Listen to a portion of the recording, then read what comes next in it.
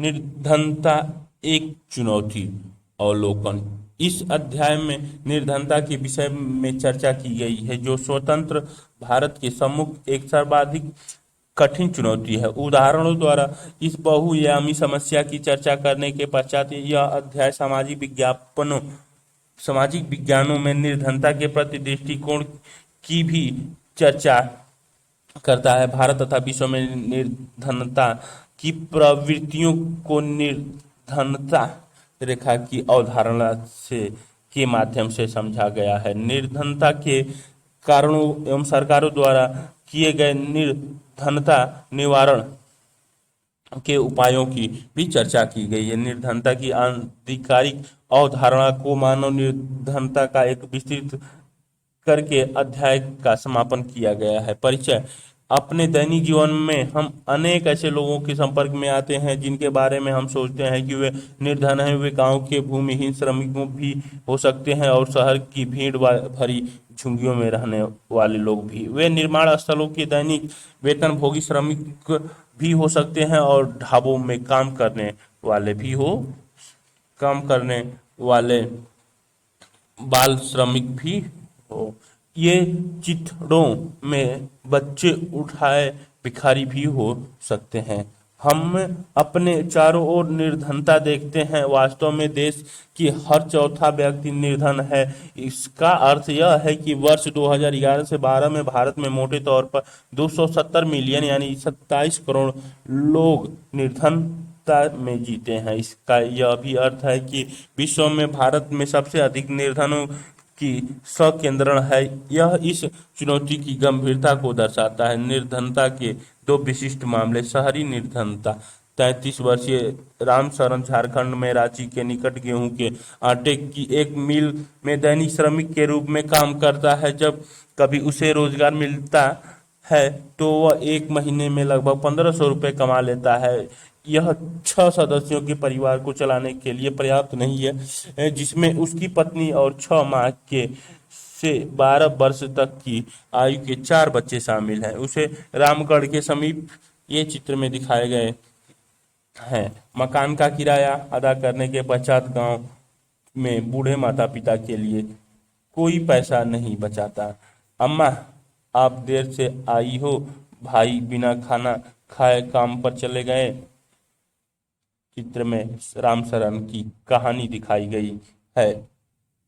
गांव में रह रहे अपने बूढ़े माता पिता के लिए पैसे भेजना पड़ता है। उसे भूमिहीन श्रमिक पिता अपने जीवन निर्वाह के लिए रामशरण और हजीराबाग में रह रहे उसके भाई पर निर्भर है। रामशरण शहर के बाहरी क्षेत्र में स्थित भीड़ भरी बस्ती में किराए पर एक कमरे के मकान में रहता है। यह ईंट और मिट्टी के खपड़ों से बनी एक काम चलाऊ झोपड़ी है। उसकी पत्नी संता देवी कुल घरों में अंशकालीन नौकरानी का काम करती है तथा 800 रुपये और कमा लेती है। वे दिन में 2 बार दाल और चावल का अल्प भोजन जुटा लेते हैं, पर यह उन सबके लिए काफी कभी पर्याप्त नहीं होता। उसका बड़ा बेटा परिवार की आय में वृद्धि के लिए चाय की एक दुकान में सहायक का काम करके 300 रुपये और कमा लेता है। उसके 10 साल की बेटी छोटी बच्ची की देखभाल करती है। कोई भी बच्चा स्कूल नहीं जाता। उनमें से प्रत्येक के पास 2 जोड़े फटे पुराने कपड़े ही है। नए कपड़े तभी खरीदे जाते हैं जब पुराने बिल्कुल पहनने योग्य नहीं हो रहते। जूते पहनना विलासिता है। छोटे बच्चे अल्प पोषित रहते हैं। जब वे बीमार होते हैं तो उन्हें चिकित्सक का कोई सुविधा नहीं मिलता। ग्रामीण निर्धनता। लखा सिंह उत्तर प्रदेश में मेरठ के पास एक गांव का रहने वाला है। उसके परिवार के पास कोई भूमि नहीं है, इसलिए वह बड़े किसानों के लिए छोटे मोटे काम करता है। काम अनियमित होता है और आय भी वैसी ही होती है।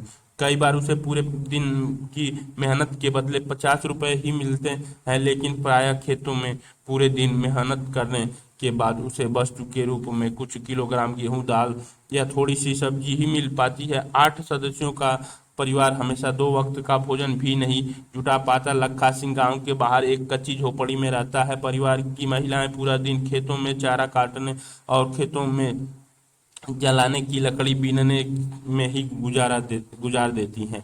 उसके पिता की, जो तपेदिक के मरीज थे, चिकित्सक के अभाव में 2 वर्ष पूर्व मृत्यु हो गई। उसकी माँ अब उसी बीमारी से ग्रस्त है और उसका जीवन भी धीरे धीरे क्षीण हो रहा है। यद्यपि गांव में एक प्राथमिक विद्यालय है, लखा सिंह वहां भी नहीं गया। उसे 10 वर्ष की उम्र से ही कमाना शुरू करना पड़ा। नए कपड़े खरीदना कुछ वर्षों में ही संभव हो पाता है, यहाँ तक कि परिवार के लिए साबुन और तेल भी एक विलासिता है। निर्धनता के उपरोक्त मामले का अध्ययन करें और निर्धनता के संबंध में मुद्दों पर चर्चा करें। भूमिहीन, बेरोजगारी, परिवार का आकार, निरक्षरता, खराब स्वास्थ्य, कुपोषण, बाल श्रम और सहायता। लखा सिंह की ये कहानी दिखाई, क्या मैं कभी अपने परिवार के लिए नए कपड़े खरीद सकूंगा? लखा सिंह की कहानी चित्र 3.2 में दिखाई गई है। उपरोक्त दोनों विशिष्ट उदाहरण निर्धनता में के अनेक आयामों को दर्शाते हैं। वे दर्शाते हैं कि निर्धनता का अर्थ भुखमरी और आश्रय का न होना। यह एक ऐसी स्थिति भी है जब माता पिता अपने बच्चों को विद्यालय नहीं भेज पाते या कोई बीमारी आदमी इलाज नहीं करवा पाता। निर्धनता का अर्थ स्वच्छ जल और सफाई सुविधाओं का अभाव भी है। इसका अर्थ नियमित रोजगार की कमी भी है तथा न्यूनतम शीलता स्तर का अभाव भी है। अंततः इसका अर्थ है असहायता की भावना के साथ जीना। निर्धन लोग ऐसी स्थितियों में रहते हैं जिसमें उनके साथ खेतों, कारखानों, सरकारी कार्यालयों, अस्पतालों, रेलवे स्टेशनों और लगभग सभी स्थानों पर दुर्व्यवहार होता है। स्पष्ट है कि कोई भी निर्धनता में जीना नहीं चाहता। अपने करोड़ों लोगों की दयनीय निर्धनता से बाहर निकलना स्वतंत्र भारत की सबसे बड़ी चुनौतियों में से एक रही है। महात्मा गांधी हमेशा इस पर बल दिया करते थे कि भारत सही अर्थों में तभी स्वतंत्र होगा जब यहाँ का सबसे निर्धन व्यक्ति भी मानवीय व्यथा से मुक्त होगा। सामाजिक वैज्ञानिकों की दृष्टि से निर्धनता, चूंकि निर्धनता के अनेक पहलू हैं, सामाजिक वैज्ञानिक उसे अनेक सूचकों के माध्यम से देखते हैं। सामान्यतः प्रयोग किए जाने वाले सूचक वे हैं जो आय और उपभोग के स्तर से संबंधित हैं, लेकिन जब निर्धनता को निरक्षर स्तर, कुपोषण के कारण रोग प्रतिरोध क्षमता की कमी, स्वास्थ्य सेवाओं की कमी, जो रोजगार के अवसर की कमी, सुरक्षित पेयजल और स्वच्छता तक पहुंच की कमी आदि जैसे अन्य सामाजिक कुसंसूचकों के माध्यम से भी देखा जाता है। सामाजिक अपवर्जन और असुरक्षा पर आधारित निर्धनता का विश्लेषण अब बहुत सामान्य होता जा रहा है। देखें बात सामाजिक अपवर्जन। इस अवधारणा के अनुसार निर्धनता को इस संदर्भ में देखा जाना चाहिए कि निर्धनों को बेहतर माहौल और अधिक अच्छे वातावरण में रहने वाले संपन्न लोगों की सामाजिक क्षमता से अपवर्तित रहकर केवल निकटवर्ती वातावरण में दूसरे निर्धनों के साथ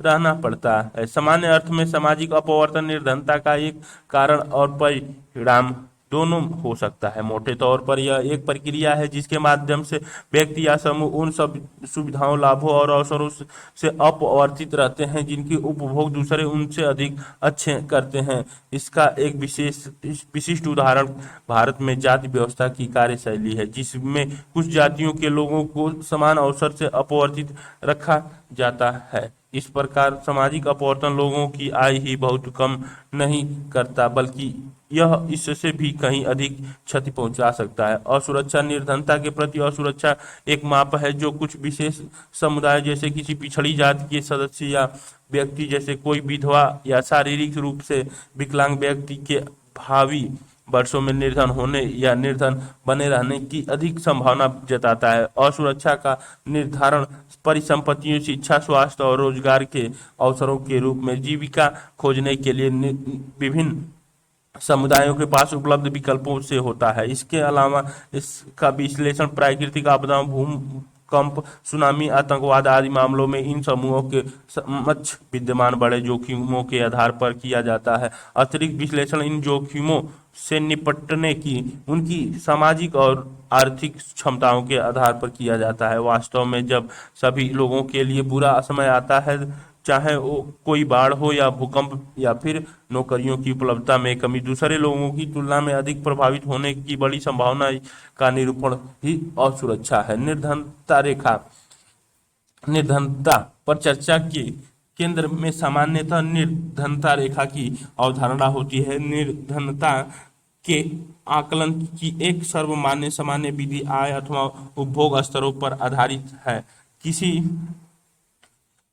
किसी व्यक्ति को निर्धन माना जाता है यदि उसकी आय या उपभोग स्तर किसी ऐसे न्यूनतम स्तर से नीचे गिर जाए जो मूल्य आवश्यकताओं के एक दिए समूह के को पूर्ण करने के लिए आवश्यक हो। मूल आवश्यकताओं को पूर्ण करने के लिए आवश्यक वस्तुओं विभिन्न कालों एवं विभिन्न देशों में भिन्न है, अतः काल एवं स्थान के अनुसार निर्धनता रेखा भिन्न हो सकती है। प्रत्येक देश एक काल्पनिक रेखा का प्रयोग करता है जिसे विकास एवं उसके स्वीकृत न्यूनतम सामाजिक मानदंडों के वर्तमान स्तर के अनुरूप माना जाता है। उदाहरण के लिए अमेरिका में उस आदमी को निर्धन माना जाता है जिसके पास कार नहीं है, जबकि भारत में अब भी कार रखना विलासिता मानी जाती है। भारत में निर्धनता रेखा का निर्धारण करते समय जीवन निर्वाह के लिए खाद्य आवश्यकता, कपड़ों, जूते, ईंधन और प्रकाश, शैक्षिक एवं चिकित्सक संबंधी आवश्यकताओं आदि पर विचार किया जाता है। इन भौतिक मात्राओं को रुपए में उनकी कीमतों से गुणा कर दिया जाता है। निर्धनता रेखा का आकलन करते समय खाद्य आवश्यकताओं के लिए वर्तमान सूत्र वांछित कैलोरी आवश्यकताओं पर आधारित है। खाद्य वस्तु जैसे अनाज, दालें, सब्जी, दूध, तेल, चीनी आदि मिलाकर इसी आवश्यकता कैलोरी की पूर्ति करती है। आयु, लिंग, काम करने की प्रकृति आदि के आधार पर कैलोरी आवश्यकताएं बदलती रहती है। भारत में स्वीकृत कैलोरी आवश्यकताएं ग्रामीण क्षेत्रों में 2400 कैलोरी प्रति व्यक्ति प्रतिदिन, एक नगरीय क्षेत्रों में 2100 कैलोरी प्रति व्यक्ति प्रतिदिन। चूंकि ग्रामीण क्षेत्रों में रहने वाले लोग अधिक शारीरिक कार्य करते हैं, अतः ग्रामीण क्षेत्रों में कैलोरी आवश्यकता शहरी क्षेत्रों की तुलना में अधिक मानी गई है। अनाज आदि के रूप में इन कैलोरी आवश्यकताओं को खरीदने के लिए प्रति व्यक्ति मौद्रिक व्यय को कीमतों में वृद्धि की ध्यान में रखते हुए समय समय पर संशोधित किया जाता है। इन परिकल्पनाओं के आधार पर वर्ष 2011 से 12 में किसी व्यक्ति के लिए निर्धनता रेखा का निर्धारण ग्रामीण क्षेत्रों में 816 रुपये प्रति माह और शहरी क्षेत्रों में 1000 रुपये प्रति माह किया गया है था। कम कैलोरी की आवश्यकता के बावजूद शहरी क्षेत्रों के लिए उच्च राशि निश्चित की गई है, क्योंकि शहरी क्षेत्रों में अनेक आवश्यक वस्तुओं की कीमतें अधिक होती हैं। इसी प्रकार वर्ष 2011 से 12 में ग्रामीण क्षेत्रों में रहने वाले 5 सदस्यों की परिवार निर्धनता रेखा के नीचे होगा यदि उसकी आय लगभग 4080 रुपये प्रति माह से कम है। इसी तरह के परिवार को शहरी क्षेत्रों में अपनी मूल आवश्यकता पूरा करने के लिए कम से कम 5000 रुपये प्रति माह की आवश्यकता होती है। निर्धनता रेखा का आकलन समय समय पर सामान्य हर 5 वर्षों पर प्रति 10 सर्वेक्षण के माध्यम से किया जाता है। यह सर्वेक्षण राष्ट्रीय प्रतिदर्श सर्वेक्षण संगठन अथवा national sample survey organisation NSSO द्वारा कराए जाते हैं। तथापि विकासशील देशों के बीच तुलना करने के लिए विश्व बैंक जैसे अनेक राष्ट्रीय संगठन निर्धनता रेखा के लिए एक समय मानक का प्रयोग करते हैं, जैसे $1.9 2011 PPP प्रति व्यक्ति प्रतिदिन के समतुल्य न्यूनतम उपलब्धता के आधार पर। आइए चर्चा करें विभिन्न देशों विभिन्न निर्धनता रेखाओं का प्रयोग क्यों करते हैं। आपके अनुसार आपके क्षेत्र में न्यूनतम आवश्यकता स्तर क्या होगा? निर्धनता का अनुमान तालिका 3.1 से यह स्पष्ट है कि भारत में निर्धनता का अनुपात में वर्ष 1993 से 94 में लगभग 45% से वर्ष 2004 से 5 में 37.72% तक महत्वपूर्ण गिरावट आई। वर्ष 2011 से 12 में निर्धनता रेखा के नीचे निर्धनों का अनुपात और भी गिर गया, 22% पर आ गया। यदि यही प्रवृत्ति रही तो अगले कुछ वर्षों में निर्धनता रेखा से नीचे के लोगों की संख्या 20% से भी नीचे आ जाएगी। यद्यपि निर्धनता रेखा से नीचे रहने वाले लोगों का प्रतिशत पूर्व के दशकों 1973 से 93 में गिरा। निर्धन लोगों की संख्या वर्ष 2004 से 5 में 407 मिलियन से गिरकर 270 मिलियन वर्ष 2011 से 12, जिसमें औसतन गिरावट 2.2% वर्ष 2004 से 5 से 2011 से 12 के बीच हुई। सारणी 3.1 भारत में निर्धनता के अनुमान तेंदुलकर कार्य प्रणाली। निर्धनता अनुपात प्रतिशत में निर्धन की संख्या करोड़ों में। वर्ष 1993 से 94 ग्रामीण में 507, शहरी 32, योग 45, ग्रामीण में 329, शहरी में 75, संयुक्त योग 404, 2004 से 5 में 42, 26, 37, 326, 81, 407, 2009 से 10 में 34, 21, 30, 278, 76, 355, 2011 से 12 में 26, 14, 22, 217, 53, 19, 270। आर्थिक सर्वेक्षण 2007 से 8, आइए चर्चा करें। तालिका 3.1 का अध्ययन कीजिए और निम्नलिखित प्रश्नों के उत्तर दीजिए। 1993 से 94 और 2004 से 5 के मध्य निर्धनता अनुपात में गिरावट आने के बावजूद निर्धनों की संख्या 407 करोड़ के लगभग क्यों बनी रही? क्या भारत में निर्धनता में कमी की गति ग्रामीण और शहरी भारत में समान है? असुरक्षित समूह निर्धनता रेखा से नीचे के लोगों का अनुपात भी भारत में सभी सामाजिक समूह और आर्थिक वर्गों में एक समान नहीं है। जो सामाजिक समूह निर्धनता के प्रति सर्वाधिक असुरक्षित वे अनुसूचित जाति और अनुसूचित जनजाति के परिवार हैं। इसी प्रकार आर्थिक समूहों में सर्वाधिक असुरक्षित समूह ग्रामीण, कृषि, श्रमिक परिवार और नगरीय अनियमित मजदूर परिवार है। निम्नलिखित आरेख 3.1 इन सभी समूहों में निर्धन लोगों के प्रतिशत को दर्शाता है। यद्यपि निर्धनता रेखा के नीचे के लोगों का औसतन भारत में सभी समूहों के लिए 22 है। अनुसूचित जनजाति के लिए 100 में से 43 लोग अपनी मूल आवश्यकताओं को पूरा करने में असमर्थ हैं। इसी तरह नगरीय क्षेत्रों में 34% अनियमित मजदूर निर्धनता रेखा के नीचे हैं। लगभग 34% अनियमित कृषि श्रमिक ग्रामीण क्षेत्रों में हैं और 29% अनुसूचित जाति भी निर्धन है। अनुसूचित जाति या अनुसूचित जनजाति के सामाजिक रूप से सुविधा वंचित सामाजिक समूहों ये सारणी या आरेख 3.1 भारत में निर्धनता 2011-12 में सर्वाधिक असुरक्षित महसूस की थी। इस वर्ग में प्रति 100 पुरुष में निर्धनता की संख्या दर्शाइए। अनुसूचित जाति में 43, अनुसूचित जाति में 29। भारतीय निर्धनता अनुपात औसतन 22, अनियमित कृषि श्रमिक ग्रामीण के लिए 34, अनियमित गैर कृषि श्रमिक शहरी के लिए 34। सामाजिक समूह एवं आर्थिक वर्ग ये स्रोत लिया WW world bank organisation 2016 India poverty profile से लिया गया है। मैं शहर में भी पर्याप्त पैसा प्राप्त नहीं कर सका। इतनी अनियमित आय में मैं अपने बच्चों को विद्यालय कैसे भेजूंगा? सिमरन की कहानी का भूमिहीन अनियमित दिहाड़ी श्रमिक होना उसकी दोहरी असुविधा की समस्या को गंभीरता से दिखाता है। हाल के कुछ अध्ययनों ने दर्शाया कि 1990 के दशक के दौरान अनुसूचित जनजाति परिवारों को छोड़कर अन्य सभी 3 समूहों अनुसूचित जाति, ग्रामीण, कृषि श्रमिक और शहरी अनियमित मजदूर परिवार में निर्धनता में कमी आई है। इन सामाजिक समूहों के अतिरिक्त परिवारों में भी आय असमानता है। निर्धन परिवारों में सभी वर्ग लोगों को कठिनाई का सामना करना पड़ता है, लेकिन कुछ लोग दूसरों से अधिक कठिनाइयों का सामना करते हैं। कुछ संदर्भों में महिलाओं, वृद्ध लोगों और बच्चियों को भी ढंग से परिवार में उपलब्ध संसाधनों तक पहुंच से वंचित किया जाता है। सिमरन की कहानी।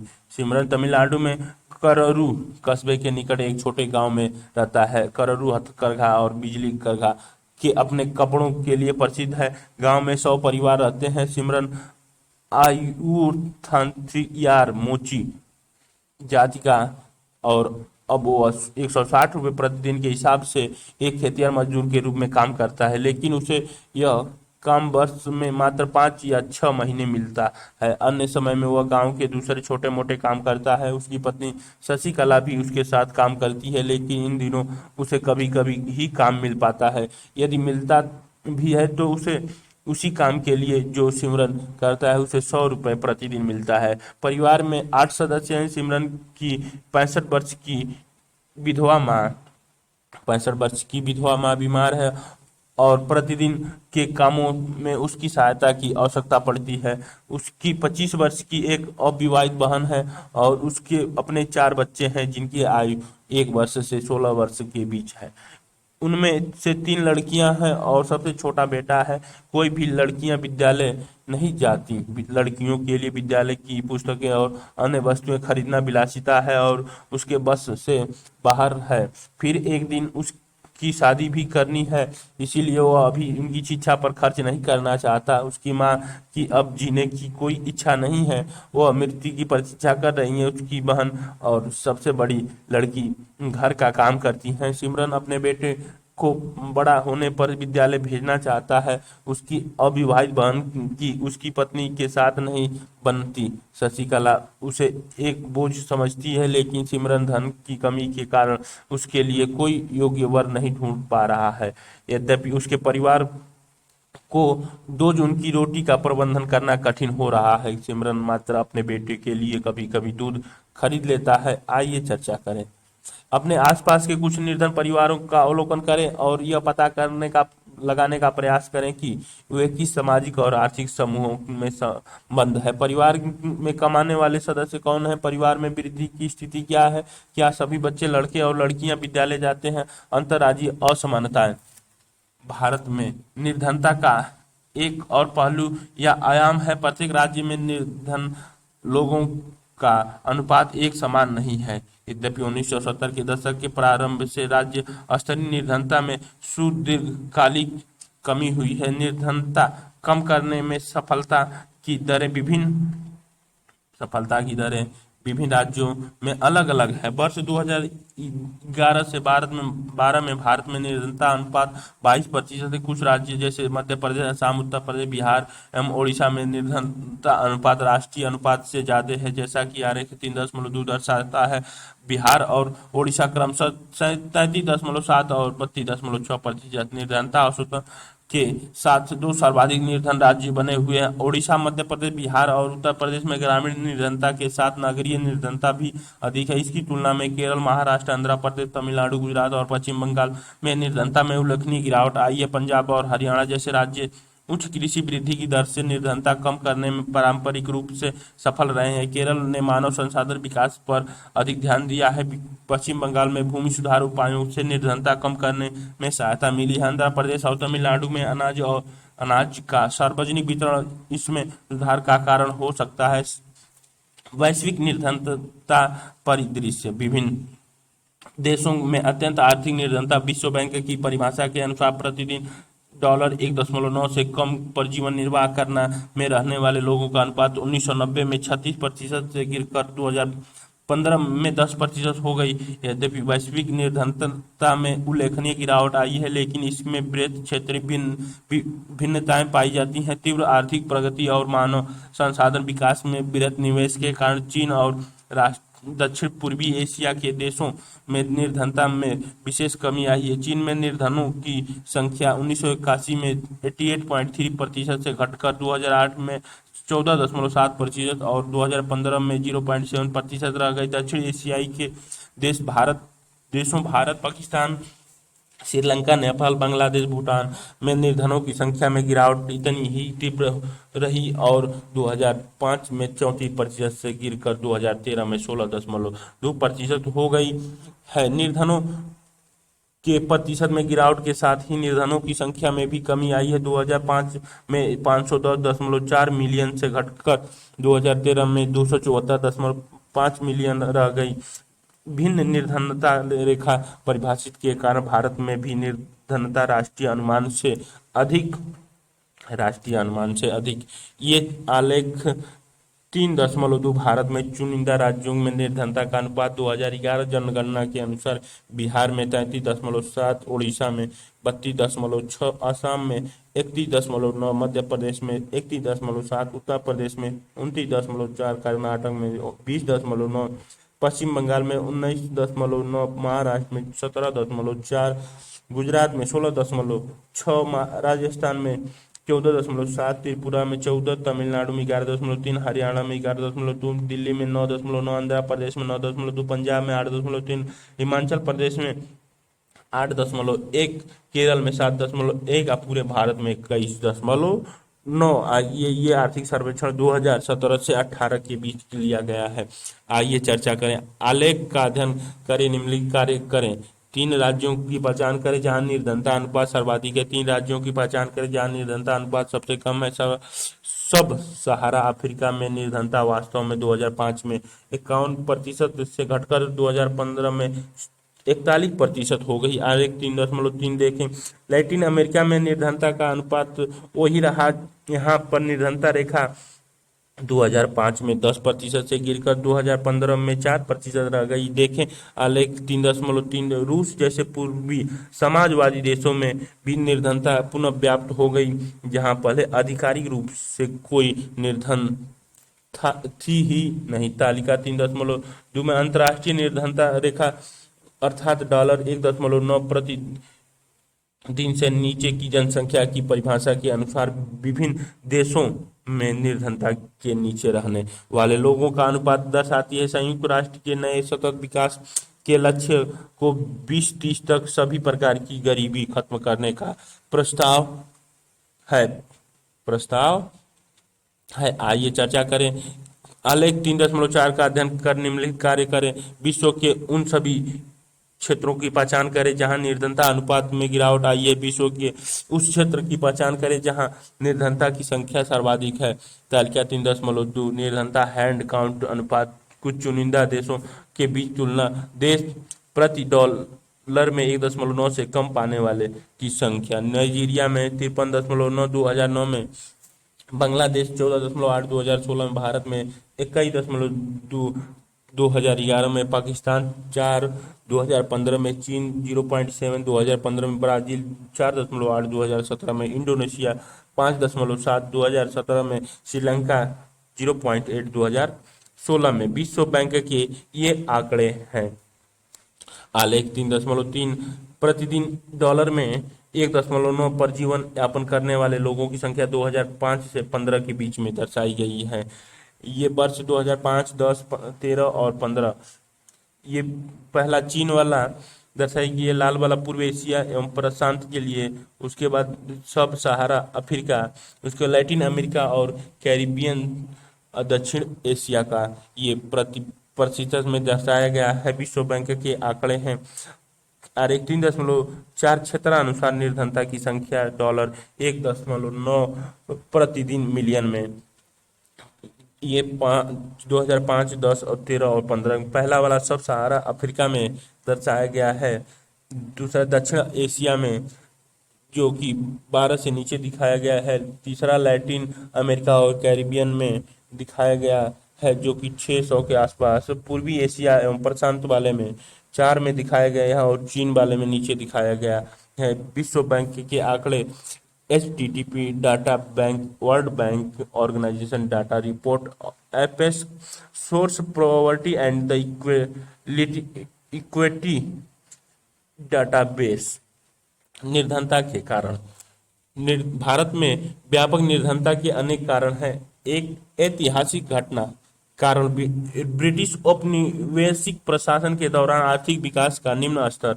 औपनिवेशिक सरकार की नीतियों ने पारंपरिक हस्तशिल्पकारी को नष्ट कर दिया और वस्त्र जैसे उद्योगों के विकास को हतोत्साहित किया। विकास की धीमी दर 1980 के दशक तक जारी रही। इसके परिणाम स्वरूप रोजगार के अवसर घटे और आय की वृद्धि दर गिरी। इसके साथ साथ जनसंख्या में उच्च दर से वृद्धि हुई। इन दोनों ने प्रति व्यक्ति आय की समृद्धि दर को बहुत कम कर दिया। आर्थिक प्रगति को बढ़ावा और जनसंख्या नियंत्रण दोनों मोर्चों पर असफलता के कारण निर्धनता का चक्र बना रहा। सिंचाई और हरित क्रांति के प्रसार से कृषि क्षेत्रों में रोजगार के अनेक अवसर सृजित हुए, लेकिन इनका प्रभाव भारत के कुछ भागों तक ही सीमित रहा। सार्वजनिक और निजी दोनों क्षेत्रों ने कुछ रोजगार उपलब्ध कराए, लेकिन ये रोजगार तलाश करने वाले सभी लोगों के लिए पर्याप्त नहीं हो सके। शहरों में उपयुक्त नौकरी पाने में असफल अनेक लोग रिक्शा चालक, विक्रेता, गृह निर्माण श्रमिक, घरेलू नौकर आदि के रूप में कार्य करने लगे। अनियमित और कम आय के कारण ये लोग महंगे मकान में नहीं रह सकते थे। वे शहर से बाहर झुंगियों में रहने लगे और निर्धनता की समस्या, जो मुख्य रूप से एक ग्रामीण परिघटना थी, नगरीय क्षेत्रों की भी एक विशेषता बन गई। उच्च निर्धनता दरों की एक और विशेषता आय असमानता रही। इसका मुख्य कारण भूमि और अन्य संसाधनों का असमान वितरण है। अनेक नीतियों के बावजूद हम किसी सार्थक ढंग से इस मुद्दे से नहीं निपट सके। ग्रामीण क्षेत्रों में परिसंपत्तियों के पुनर्वितरण पर लक्षित भूमि सुधार जैसे प्रमुख नीति पहल को ज्यादातर राज्य सरकारों ने प्रभावी ढंग से कार्यान्वित नहीं किया। चूंकि भारत में भूमि संसाधनों की कमी निर्धनता का एक प्रमुख कारण रही है, इसी नीति का उचित कार्यान्वयन करोड़ों ग्रामीण निर्धनों का जीवन सुधार सकता था। अनेक अन्य सामाजिक, सांस्कृतिक और आर्थिक कारक भी निर्धनता के लिए उत्तरदायी हैं। अंति निर्धनों सहित भारत में लोगों सामाजिक दायित्वों और धार्मिक अनुष्ठानों के आयोजन में बहुत पैसा खर्च करते हैं। छोटे किसानों को बीज, उर्वरक, कीटनाशकों और जैसे कृषि आगतों की खरीदारी के लिए धन राशि की जरूरत होती है। चूंकि निर्धन कठिनाई से ही कोई बचत कर पाते हैं, वे इनके लिए कर्ज लेते हैं। निर्धनता के चलते पुनः भुगतान करने में असमर्थता के कारण वे ऋणग्रस्त हो जाते हैं। अंततः अत्यधिक ऋणग्रस्तता निर्धनता के कारण और परिणाम दोनों होते हैं। निर्धनता निरोधी उपाय। निर्धनता उन्मूलन भारत की विकास रणनीति का एक प्रमुख उद्देश्य रहा। सरकार की वर्तमान निर्धनता निरोधी रणनीति मोटे तौर पर दो कारकों, आर्थिक समृद्धि को प्रोत्साहन और लक्षित निर्धनता निरोधी कार्यक्रमों पर निर्भर है। 1980 के दशक के आरंभ तक समाप्त हुए 30 वर्ष की अवधि के दौरान प्रति व्यक्ति व्यय में कोई वृद्धि नहीं हुई और निर्धनता में भी अधिक कमी नहीं आई। 1950 के दशक के आरंभ में आधिकारिक निर्धनता अनुमान 45% का था और 1980 के दशक के आरंभ में भी वह वही बना रहा। 1980 के दशक से भारत की आर्थिक समृद्धि दर विश्व की सबसे अधिक रही। समृद्धि दर 1970 के दशक के करीब 3.5% के औसत से बढ़कर 1980 और 1990 के दशक में 6% के करीब पहुंच गई। विकास की उच्च दर ने निर्धनता को कम करने में एक महत्वपूर्ण भूमिका निभाई है।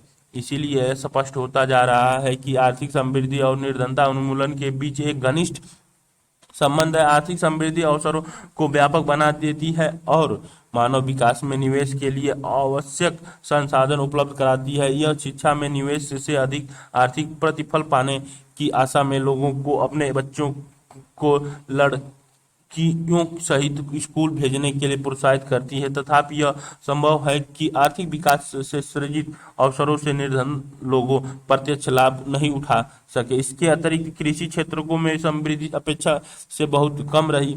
निर्धनता पर उसकी प्रत्यक्ष प्रभाव पड़ा क्योंकि निर्धन लोगों की एक बड़ा भाग गांव में रहता है और कृषि पर आश्रित है। इन परिस्थितियों में लक्षित निर्धनता निरोधी कार्यक्रमों की स्पष्टता आवश्यकता है।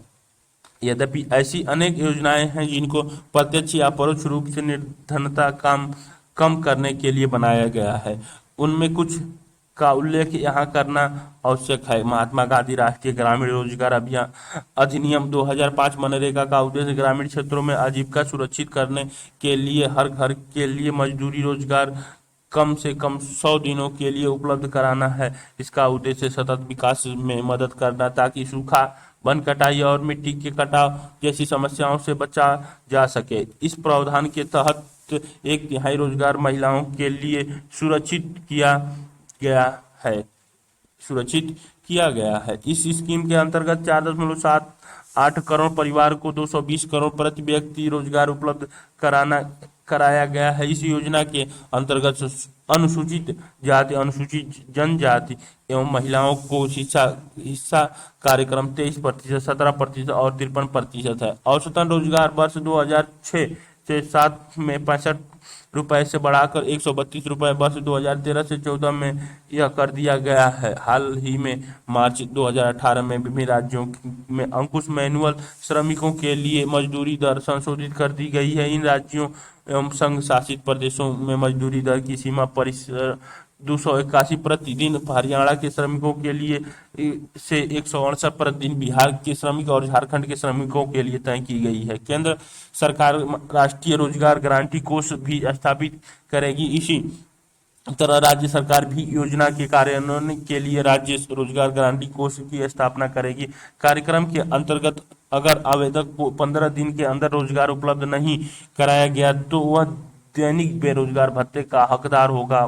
एक और महत्वपूर्ण योजना राष्ट्रीय काम के बदले अनाज कार्यक्रम है, जिसमें 2004 में देश में सबसे पिछड़े 150 जिलों में लागू किया गया था। यह कार्यक्रम उन सभी ग्रामीण निर्धनों के लिए है जिन्हें मजदूरी पर रोजगार की आवश्यकता है और जो अकुशल शारीरिक काम करने के इच्छुक हैं। इसका कार्यान्वयन 100% केंद्रीय वित्त पोषित कार्यक्रम के रूप में किया गया है और राज्यों को खाद्यान्न निःशुल्क उपलब्ध कराए जा रहे हैं। एक बार NREGS लागू हो जाए तो काम के बदले अनाज NFWP का राष्ट्रीय कार्यक्रम भी इसी कार्यक्रम के अंतर्गत आ जाएगा। प्रधानमंत्री रोजगार योजना एक अन्य योजना है जिसके 1993 में आरंभ किया गया। इस कार्यक्रम का उद्देश्य ग्रामीण क्षेत्रों और छोटे शहरों में शिक्षित बेरोजगार युवाओं के लिए स्वरोजगार के अवसर सृजित करना है। उन्हें लघु व्यवसाय और उद्योग स्थापित करने में उनकी सहायता दी जाती है। ग्रामीण रोजगार सृजन कार्यक्रम का आरंभ 1995 में किया गया। इसका उद्देश्य ग्रामीण क्षेत्रों और छोटे शहरों में स्वरोजगार के अवसर सृजित करना है। 10वीं पंचवर्षीय योजना में इस कार्यक्रम के अंतर्गत 25 लाख नए रोजगार के अवसर सृजित करने का लक्ष्य रखा गया है। स्वर्ण जयंती ग्राम स्वरोजगार योजना का आरंभ 1999 में किया गया था। इस कार्यक्रम का उद्देश्य सहायता प्राप्त निर्धन परिवारों को स्व सहायता समूहों में संगठित कर बैंक ऋण और सरकारी सहायता के संयोजन द्वारा निर्धनता रेखा से ऊपर लाना है। प्रधानमंत्री ग्रामोदय योजना 2000 में आरंभ के अंतर्गत प्राथमिक स्वास्थ्य, प्राथमिक शिक्षा, ग्रामीण आश्रय, ग्रामीण पेयजल और ग्रामीण विद्युतीकरण जैसी मूल सुविधाओं के लिए राज्यों के अतिरिक्त केंद्रीय सहायता प्राप्त की जाती है। और एक और महत्वपूर्ण योजना अंत्योदय अन्न योजना है जिसके बारे में आप अगले अध्याय में विस्तार से पढ़ेंगे। इन कार्यक्रमों के मिले जुले परिणाम हुए हैं। उनके काम प्रभावी होने का एक मुख्य कारण उचित कार्यान्वयन और सही लक्ष्य निश्चित करने की कमी है। इसके अतिरिक्त कुछ योजनाएं परस्पर व्यापी भी हैं। अच्छी नीयत के बावजूद इन योजनाओं के लाभ उनके पात्र निर्धनों को पूरी तरह नहीं मिल पाए। इसलिए हाल के वर्षों में निर्धनता उन्मूलन कार्यक्रम के उचित परिवीक्षण पर अधिक बल दिया गया है। भावी चुनौतियां भारत में निर्धनता में निश्चित रूप से गिरावट आई है, लेकिन प्रगति के बावजूद निर्धनता उन्मूलन भारत की एक सबसे बाध्यकारी चुनौती है। ग्रामीण और शहरी क्षेत्रों और विभिन्न राज्यों में निर्धनता की व्यापक असमानता है। कुछ सामाजिक और आर्थिक समूहों में निर्धनता के प्रति अधिक असुरक्षित है। आशा की जा रही है कि निर्धनता उन्मूलन में अगले 10 से 15 वर्षों में अधिक प्रगति होगी। यह मुख्यतः उचित आर्थिक समृद्धि, सार्वजनिक निःशुल्क प्राथमिक शिक्षक पर जोर, जनसंख्या विकास में गिरावट, महिलाओं और समाज के आर्थिक रूप से कमजोर वर्गों के बढ़ते सशक्तिकरण के कारण संभव हो सकेगा। लोगों के लिए निर्धनता के आधिकारिक परिभाषा उनके केवल एक सीमित भाग पर लागू होती है। वह न्यूनतम जीवन निर्वाह के उचित स्तर की अपेक्षा जीवन निर्वाह के न्यूनतम स्तर के विषय में है। अनेक बुद्धिजीवियों ने इसका समर्थन किया है कि निर्धनता का अवधारणा का विस्तार मानव निर्धनता तक कर देना चाहिए। हो सकता है कि बड़ी संख्या में लोग अपना भोजन जुटाने में समर्थ हों, लेकिन क्या उनके पास शिक्षा है या घर है या स्वास्थ्य सेवा की सुविधा है या रोजगार की सुरक्षा है या आत्मविश्वास है? क्या वे जाति और लिंग आधारित भेदभाव से मुक्त हैं? क्या बाल श्रम की प्रथा अब भी प्रचलित है? विश्वव्यापी अनुभव बताते हैं कि विकास के साथ निर्धनता की परिभाषा भी बदलती है। निर्धनता उन्मूलन हमेशा एक गतिशील लक्ष्य है। आशा है कि हम अगले दशक के अंत तक सभी लोगों को केवल आय के संदर्भ में न्यूनतम आवश्यकता आय उपलब्ध करा सकेंगे। सभी को स्वास्थ्य सेवा, शिक्षा और रोजगार सुरक्षा उपलब्ध कराना, लैंगिक समानता, समता तथा निर्धनों का सम्मान जैसी बड़ी चुनौतियां हमारे लक्ष्य होंगे। ये और भी बड़े काम होंगे। ये और भी सारांश, आपने इस अध्याय में देखा कि निर्धनता के अनेक आयाम हैं। सामान्यतः इसे निर्धन रेखा के अलावा अवधारणा के द्वारा मापा जाता है। इस अवधारणा द्वारा हमने निर्धनता के मुख्य वैश्विक और राष्ट्रीय प्रवृत्ति का विश्लेषण किया है। परंतु हाल के वर्षों में निर्धनता का विश्लेषण सामाजिक अपवर्जन जैसी अनेक नई अवधारणाओं के द्वारा समृद्ध हो रही है। इस प्रकार चुनौती भी बढ़ती जा रही है, क्योंकि विद्वान लोग इस अवधारणा का मानव निर्धनता में विस्तार कर रहे हैं। ये क्वेश्चन आंसर दे रखी है। संदर्भ में आप अन्य चीजें, Denton Angus and valley college संख्या 2005, the great Indian poverty debate, mechanical Indian limited, नई दिल्ली, इकोनॉमी सर्वे 2015 से 16 में chapter social sector, online web URL http India budget NCICINES 2004 से 5, social HTM, ministry of financial, government of India, नई Delhi, mid terms appraisal of the 10th fibre plan 2002 से 2007, भाग 2, अध्याय 7, poverty elimination and rural employment, online web http www planning commission NICINA, mid term English PDF chapter 02 PDF planning commission, नई Delhi, national rural employment guarantee act 2005, online web http rural NICIN राजस्व PDF 10th fibre year plan 2002 से 2007, अध्याय 2.3, poverty elevation in rural India strategy and programme, online web http www planning commission NICNI plans, plenary probably year 10th, volume 2 B2